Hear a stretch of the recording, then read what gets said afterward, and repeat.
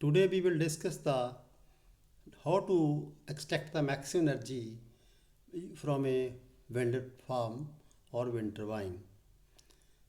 The wind power system design must be optimize the annual energy capture at a given site. So the design should be such a according to the site so that that on depending upon the speed variation on the of the wind you have to obtain maximum energy from the wind power system. The operating mode for extracting the maximum energy is to vary the turbine speed with varying the wind speed so that at all times the TSR is continuously equal to the that required for the maximum power coefficient. When the power coefficient is maximum, the extraction of power is maximum. This TSR is a function of wind speed as well as turbine speed. So wind speed is not in our control. As the wind speed varies, we have to vary the turbine speed to obtain the TSR of such a value that the maximum power can be obtained from the system. The theory and field experience indicate that with the variable speed operation, we have to obtain 20 to 30% more power than with a fixed speed operation. Though this is one of the significant advantage of the variable speed operation, however, in the system design, there is a trade-off between the energy increase and the cost increase has to be optimized because in the variable speed operation when we have a design that of such a design in which there is a provision of varying the speed of the turbine according to the wind, then the cost of the setup also increases. So the initial investment will be more in case of variable speed operation as compared to fixed speed operation.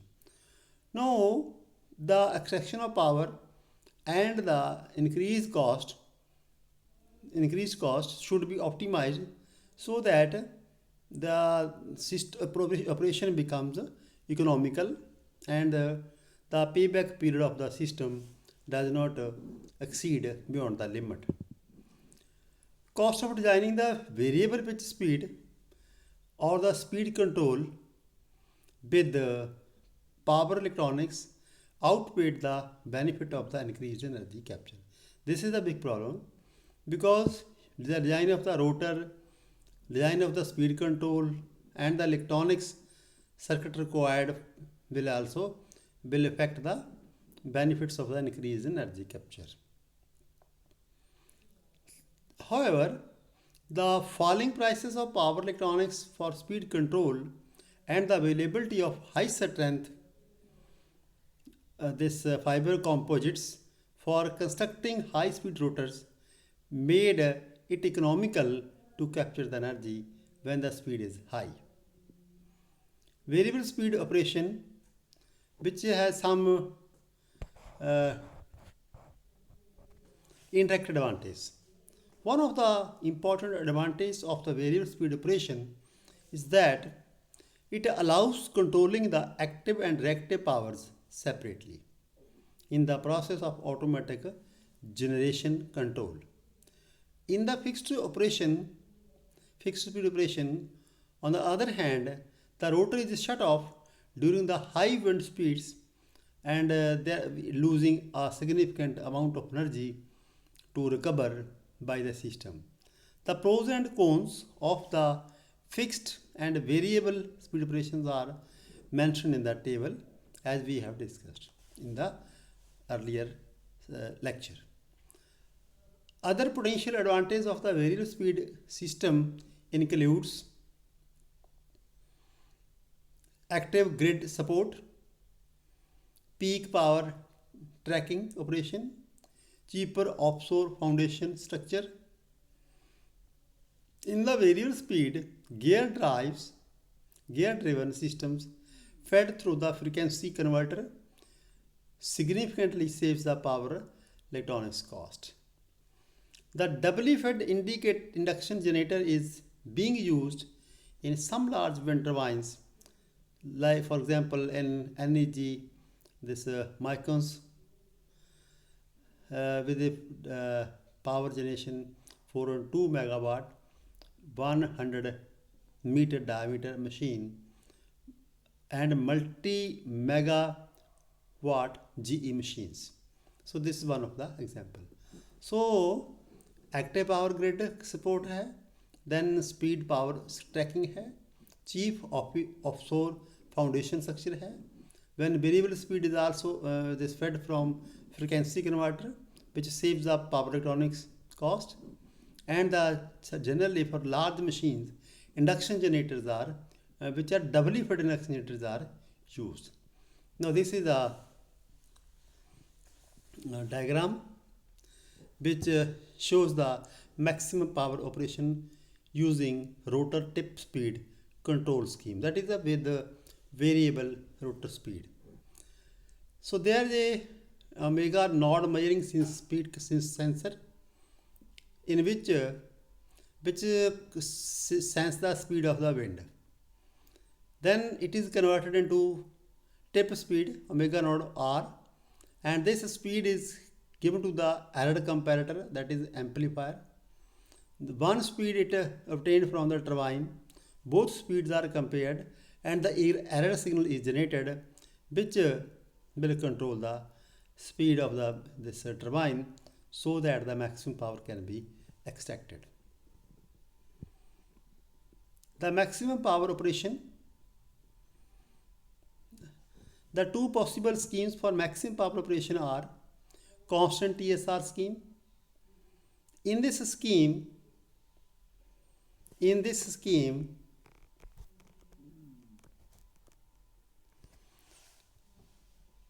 the machine is continuously operating at its optimum TSR. That is, TSR should be such that the power extracted is maximum. This optimum value is stored in the reference TSR in the control computer. The wind speed is continuously measured and compared with the blade tip speed.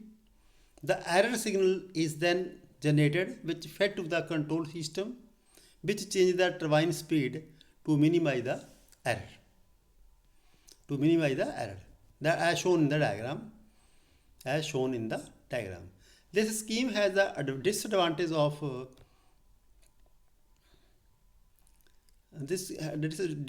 of requiring the local wind speed measurements, which could have a significant error, particularly in a large wind farm with a shadow effects.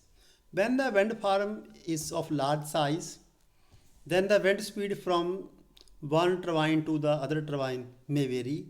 That measurement is not possible. It measures the average variation of the wind speed. This is one of the disadvantages.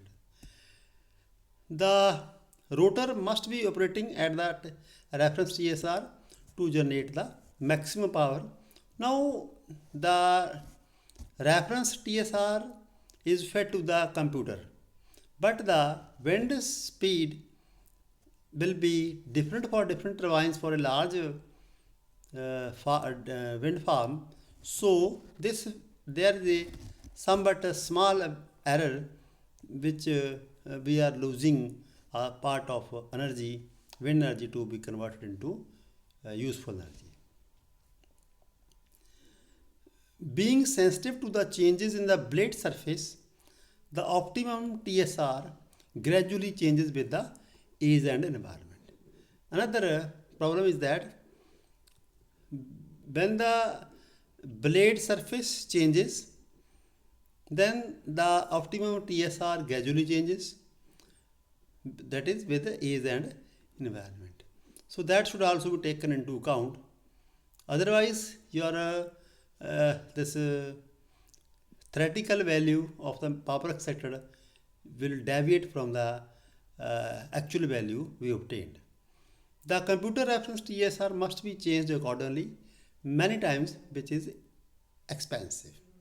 It is difficult to determine the new optimum TSR with changes that are not fully easily measured. The second is the peak power tracking scheme. The power versus speed curve has a single well-defined peak. It is worth to be operate at the peak point. A small increase or decrease in the turbine speed would result in no change in the power output, as the peak point locally lies on a flat neighborhood.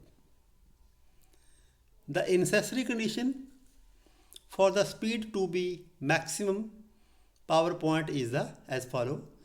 That is, the derivative of power with respect to angular speed should be 0. That is the first condition for maxima. Then the above principle shown in figure is used in the control scheme. The speed is measured, is increased or decreased in small increments. The power is continuously measured, and delta P over delta omega is continuously evaluated. So you see this diagram.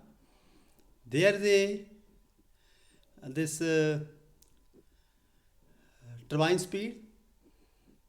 This is the maxima where the power can be run maximum. From here the signal is generated. This signal is passed to this error computer. One signal power is from the output component. Both are derivative is compared, but actually it is a differentiator, and the signal generated passed to the load control. This load control will control the speed so that the power extracted is a maximum. If this ratio is positive, means we get more power by increasing the speed is further increased. On the other hand, if the ratio is negative, the power generation will reduce if we change the speed. So from this we come to know that whether we have to increase or decrease the speed further or not. The speed is maintained at the level that delta P over delta W close to 0. This method is insensitive to errors in local wind speed measurement and also to wind turbine design. Now, for a large farm, there is a speed variation or wind speed variation from turbine to turbine. That this system eliminates that error introduced by this speed variation. It is therefore the preferred method in a multiple machine wind farm. Each turbine must be controlled by its own controller with operational and safety functions incorporated. So today we have to discuss this, how to get the maximum power, and what are the points to be taken into account, and what are the methods and used for the obtaining the maximum power. In the next we will discuss the system design trade-off for the given wind farm setup to obtain the again optimum value of the power. Thank you.